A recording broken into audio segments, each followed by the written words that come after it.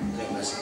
Ya, jadi memang dalam konteks ikhlas ini harus diimbangi dengan watawasau bil haq dan watawasau bis sabr, sehingga kebenaran itu jelas. Bukan berarti kita yang ikhlas kemudian menghilangkan kebenaran yang sebenarnya, sehingga yang berbuat salah selalu dengan senantiasa lanjut dalam kesalahan dan dia tidak tahu kalau yang dilakukan itu sebenarnya nggak benar. Disitulah intinya saat Allah Subhanahu Wa Taala berfirman, wal asr, demi masa, innal insana lafi khusr, sesungguhnya manusia siapapun dia, apapun pekerjaannya, apapun pangkat dan jabatannya, lafi khusr, selalu dalam keadaan rugi, illal ladzina amanu, kecuali mereka yang beriman. Karena dengan iman itu dia tahu dia beriman kepada yang Maha Kuasa, akan ada hari pembalasan, akan ada mahkamah yang paling adil nantinya. Itu harus dilandaskan dengan iman. Illal ladzina amanu wa amilus shalihat, dan orang-orang yang berbuat baik. Berbuat baik tidak semata-mata ritual, sholat, puasa, zakat, dan haji, tapi berbuat baik itu juga mencegah perbuatan keji dan mungkar, itu merupakan suatu amal soleh. Wa tawasau bil haq wa tawasau bis sabr, saling nasihat menasihati kepada kebenaran dan nasihat menasihati kepada kesabaran. Kalau seandainya orang yang senantiasa menyakiti hati kita, tidak kita kasih tahu kesalahan dia, selamanya dia tidak akan tahu dia itu salah. Tapi kitanya, sekarang kita membahas di kitanya. Untuk ikhlas, kita dituntut untuk memaafkan sebesar apapun orang yang berbuat salah kepada kita. Bukan berarti kita tidak perlu ngasih tahu kalau yang dilakukan oleh si fulan itu salah. Jadi mungkin jangan sampai salah pengertian. Kalau kita memaafkan orang yang senantiasa memaafkan, itu akhirnya yang berbuat salah itu melunjak, gitu ya. Kita jangan mengartikan demikian. Ya, lakukanlah seperti yang dilakukan oleh Rasulullah saat si fulan itu melempar kotoran,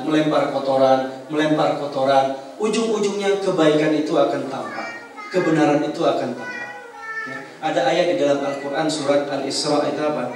Qul ja'al haq wa zahaqal batil innal batila kana zahuqa. Katakanlah Muhammad, kebenaran itu pasti akan muncul di permukaan, kebatilan itu pasti akan sirna. Sesungguhnya kebatilan nantinya pasti akan sirna. Jadi tolong disampaikan kepada ibu yang bertanya bahwa memaafkan orang yang senantiasa menyakiti kita bukan berarti menghilangkan tugas kita menyampaikan kebenaran. Karena menyampaikan kebenaran itu salah satu sifat orang agar beruntung di dunia dan akhirat. Ya, illal ladzina amanu wa amilus shalihat wa tawasau bil haq wa tawasau bis sabr. Demikian. Banyak Ustaz. Sebelum ke pertanyaan berikutnya, pertanyaan online, mungkin dari bapak-bapak terlebih dahulu ada pertanyaan. Silakan Ustaz Ali.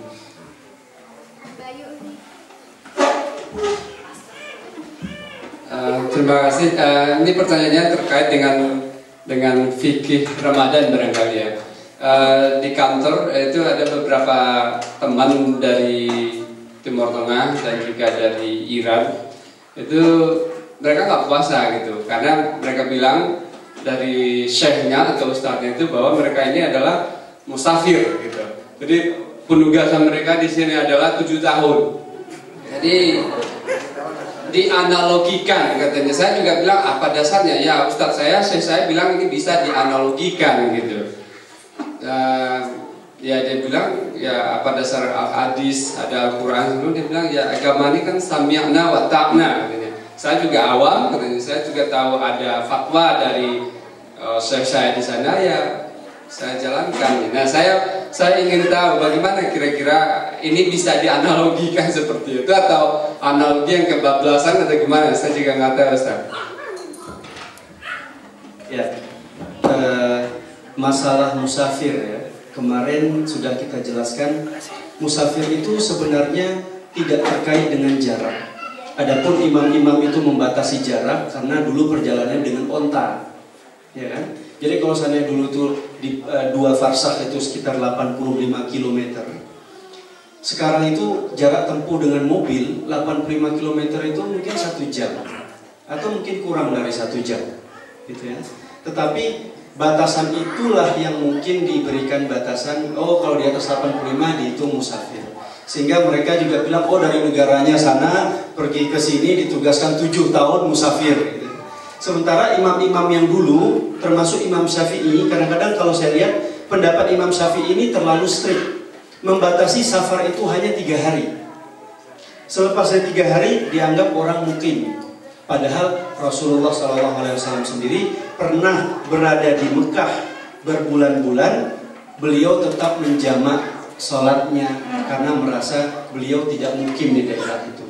Jadi memang masalah safar ini sangat relatif sekali, tidak ada kata pasti. Ada yang mengatakan harus sekian kilo, ada yang mengatakan tidak sekian kilonya, tetapi kesulitannya. Jadi kalau saya bilang dengan logika dasar aja, penugasan 7 tahun di suatu negara, padahal dia sudah dapat carte de legitimation, ya, itu udah sama kayak permanen resident. Itu kayaknya kok dengan logika dasarnya kok nggak pas disebut musafir, ya. Tapi kalau misalnya katakanlah orang ditugaskan seminggu, 2 minggu, sebulan, dan dia nggak dapat carte de legitimation, itu dengan logika dasar kita bilang, oh ya dia musafir. Ya, mungkin saya rasa dengan logika dasar kita itu terlalu rendah sekali untuk mengatakan penugasan 7 tahun itu sebagai musafir. Tetapi ya sudah, kalau memang dia itu yang dia yakini, itu yang dia indikan, sudah serahkan saja kepada Allah Subhanahu wa Ta'ala. Kalau seandainya benar, ya benarlah pendapat syekhnya. Kalau tidak, ya nanti dialah yang akan tanggung jawab ke sana. Tapi ada ayat yang cukup menarik, saya rasa saya perlu sampaikan. Coba buka surat Al-Quran, surat Al-An'am.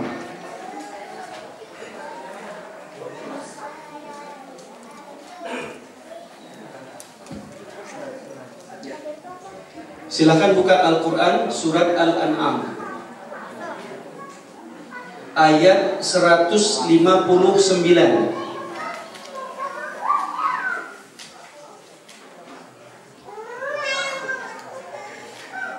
dan 160. 159 dan 160. Surat ke-6. Surat Al-An'am, surat ke-6.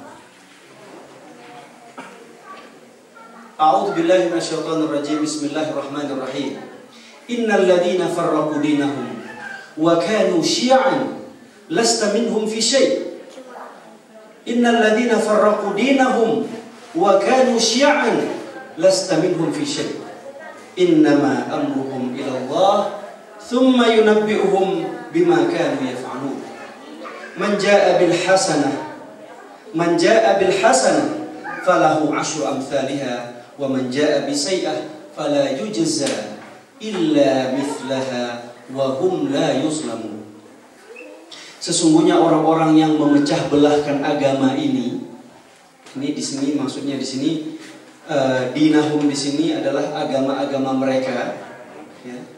Maksudnya di sini agama Islam setelah diturunkan oleh Rasulullah SAW, disampaikan oleh Rasulullah SAW.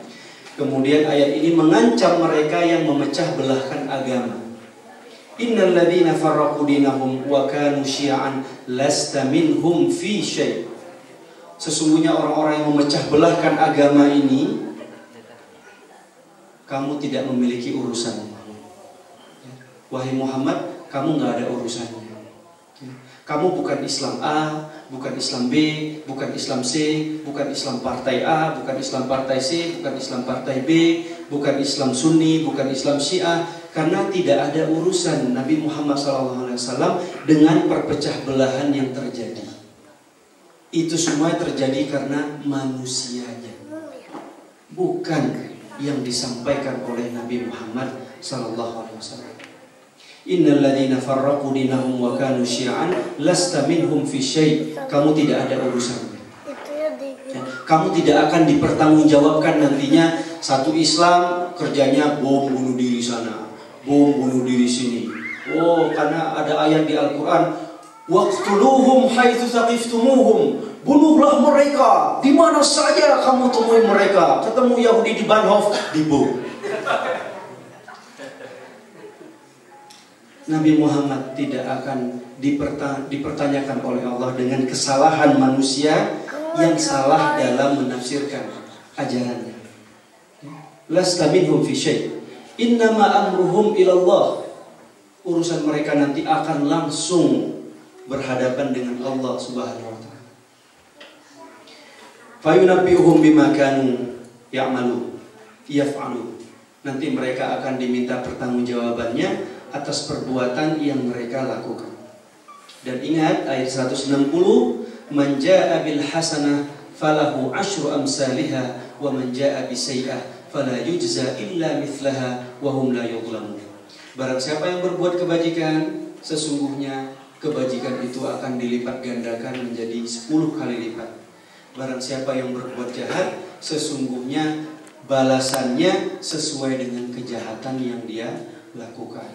Jadi nanti kalau suatu saat kita semua masuk surga, ya insya Allah ya bapak-bapak ibu-ibu sekalian, jangan komplain, jangan bilang oh ini karena perbuatan saya, oh jangan, karena itu sudah dikali 10. Sebaliknya kalau masuk ke api neraka, jangan bilang sama Allah, ya Allah saya salahnya cuma dikit kok, oh tidak, balasannya sesuai dengan yang dilakukan, tidak dikali 10. Kalau dikali 10, wah neraka yang paling bawah.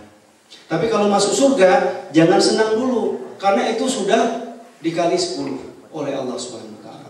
Nah, berkaitan dengan puasa, Ustaz Ali. Berkaitan dengan puasa, kemarin ada ayat di dalam, saya rasa kita buka lagi ya, surat Al-Baqarahnya 184 biar jelas.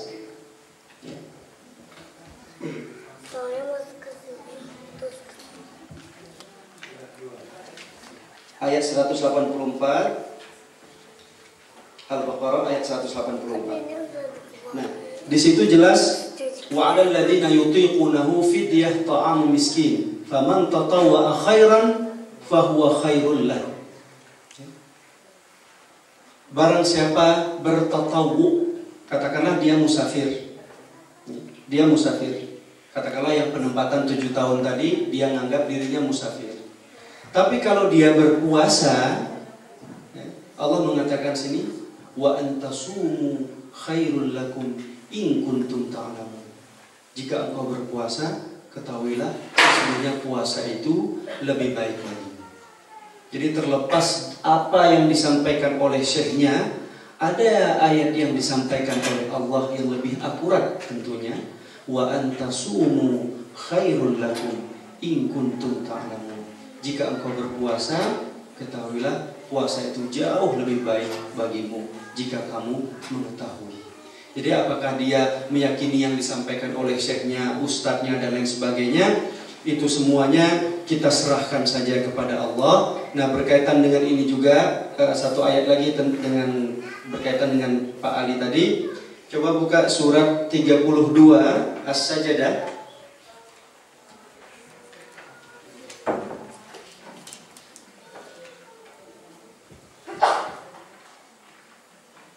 Ayat 25. As-Sajdah surat 32 ayat 25. Di situ Allah Subhanahu wa taala berfirman, "Inna rabbaka huwa yafsilu bainahum yaumal qiyamah fima kanu fihi yakhtalifun." Sesungguhnya Tuhanmu lah nanti yang akan menjelaskan secara rinci di hari kiamat tentang apa-apa yang mereka selisihkan.